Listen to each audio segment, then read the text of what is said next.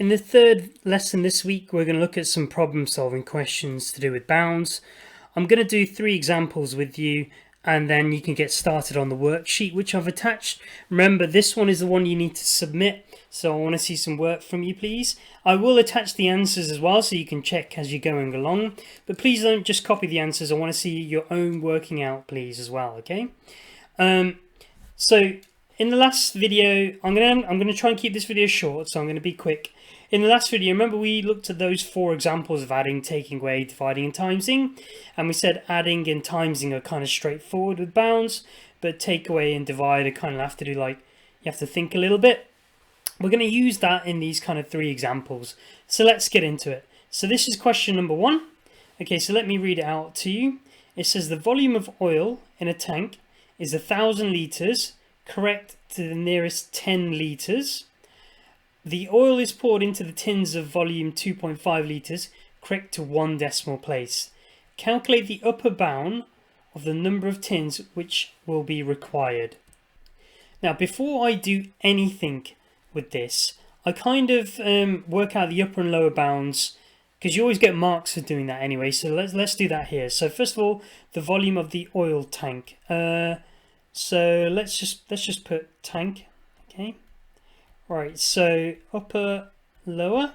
Okay, so it's 1,000 litres to the nearest 10 litres. So remember, we take that, divide it by 2, which is 5, and then we add that on and take it off. Now also we need to double check, is the units the same? Because I always get caught out by that. So they're both in litres, so that's fine. So the upper bound is 1,005, and the lower bound is 995, and the units are litres. Let's write that in, L for litres. So they're your upper bounds and your lower bounds for the volume of the tank. Now, the oil is poured into tins of volume 2.5 litres. So let's put tin, or okay, lower bound, upper bound. Okay, so 2.5 litres to the nearest 1 decimal place, so 1 dp. Now 1 dp is 0.1, divide that by 2 is 0.05.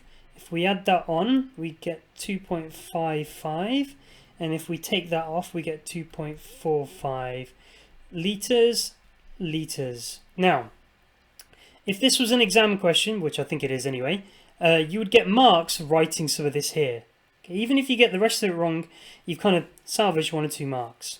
Now, what it says is calculate the upper bound of the number of tins which will be required. Now, if we think about what's happening, it's saying the oil is being poured into the tins. So if you want to work out how many tins you need, you're going to have to take one of the numbers at the top. So how much is in the tank, and divide it by how many you can fit in 1 tin. Now, so we're doing a division. So if we're doing a division and we want to find the upper bound, remember what we did? We took the highest number for the numerator basically, and dividing it by the lowest bound for the denominator. So to work out the upper bound for the number of tins, we need to do 1,005 divided by 2.45.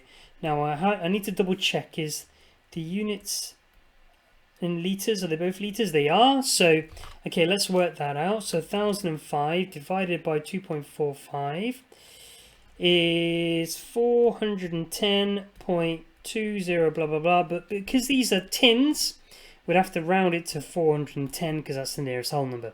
So 410 is the upper bound for how many tins you need to kind of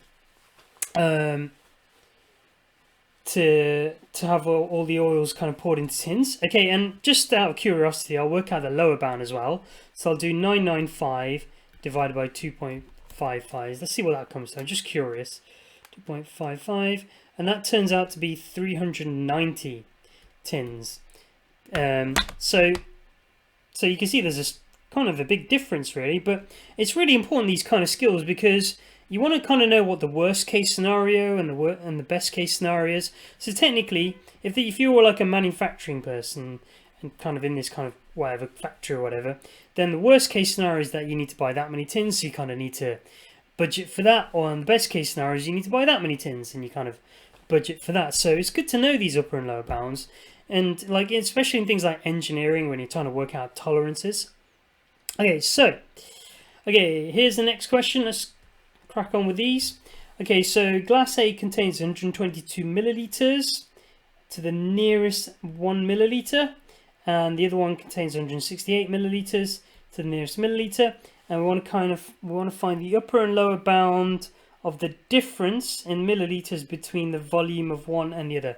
Okay, so so nearest millimeter, that's 1 millimeter. Divide that by 2 is half a millimeter. So we just need to add that onto that. So that's our upper bound. And our lower bound is, you take away that, so 1 to 1.5. And then for B, it's the same, nearest milliliter. I always forget the units, milliliters. Okay, so it's 168.5 milliliters, and then 167.5 milliliters as well. So what did it want? It wanted the upper bound for the difference. Difference just means subtract between the volume of A and the volume of B. Now, we need to use a bit of common sense. B has the more volume, so we need to do B, take away A. So I really should have written these the other way around. But so we want to find the upper bound, so the largest difference. So that would be the upper bound of B, take away the lower bound of A. So that's what we need to work out, and that turns out to be 47 milliliters, and that is the answer to that.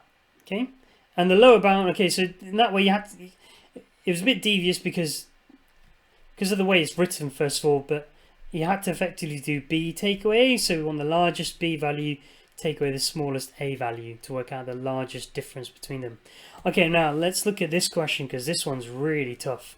Well, I think it is anyway. Right, so it says work out the lower bound of Y. So what's Y? Y is equal to 2A divided by B take away C. We want to work out the lowest value of Y. Right, okay, so first of all, let's get some marks with the bounds. Right, so A is 42, correct to two significant figures. Now, significant figures are a bit devious, so that is the second significant figure. That's in the units column, so technically it's 1 unit. Divided by 2 is 0.5. So we just need to add 0.5 and take 0.5 off. So the upper bound is 42.5. And the lower bound is 41.5. And for B, I think they're all the same, aren't they? So it's 24.5 and 23.5. Okay, and then for C is 14.5 and 13.5. Right, so A, B, and C are done. So we get some marks for doing that. Now this is where it's going to get a bit tricky, because Y is equal to 2A divided by B take away C. I kind of write it this way to kind of see it. So what does it want? It wants the smallest possible value for Y. So that means we need 2A to be as small as possible, and the thing we're dividing by, B minus C, to be as large as possible. And I hope that kind of makes sense, because if you think about it, 5 divided by 2 is 2.5, but 5 divided by a bigger number is 0.5, like that, for example, you know. So we want the number on top to be as small as possible, and the number on the bottom to be as large as possible. So that's what we kind of need to figure out. So for 2A, what's the largest it could be? Well, the largest it could be is just doubling the upper bound. Sorry, we didn't want the largest, we wanted the smallest, didn't we? So what's the smallest it could be? Well, we just need to double that, don't we? So, sorry, that's 83 3. Okay, so that's the large, sorry, that's just, I keep saying the wrong thing, don't I? Confusing things. So we wanted 2a to be the smallest, so that's the smallest 2a could be. Right, now this is where it gets a bit tricky. BC, we want the largest number it could be. So B take away C. So B take away C, the largest it could be is 24.5 take away 13.5. Remember how that works. So 24.5 take away 13.5. That's 11. Oops, I got the wrong thing. That's 11. Oops. Okay, so remember, B take away C, the largest it could be is the upper of B, take away the lower of C. So that's 11. And now, to work out what the lowest value y could be, is we want the smallest value 2a could be, that's 83, divided by the largest value b minus c could be, that's 11. So 83 divided by 11 is 7.545454. So 7.545454. But it wanted the answer to two significant figures. So 7's first, 5 is second, so 7.5 is the answer. Okay, now I hope those kind of questions made sense. Now the worksheet that I've attached to this lesson, I want you to complete it and submit it, please. And this is the thing I will be checking. So I want to see some working out. If you're still confused, email me. I'll try and sort something out. I might make some additional videos. I am glued to my laptop during the day, so you should be able to get in touch with me if you get stuck. Okay, and I hope you do find the questions I've put on this worksheet easy enough to do. Mr. Hemming is going to go through some exam questions with you tomorrow or in your next lesson, whenever that is. So hopefully that'll kind of strengthen this skill a bit more. But please, please, please submit the homework. Submit it, please, because I will be checking. Thank you very much.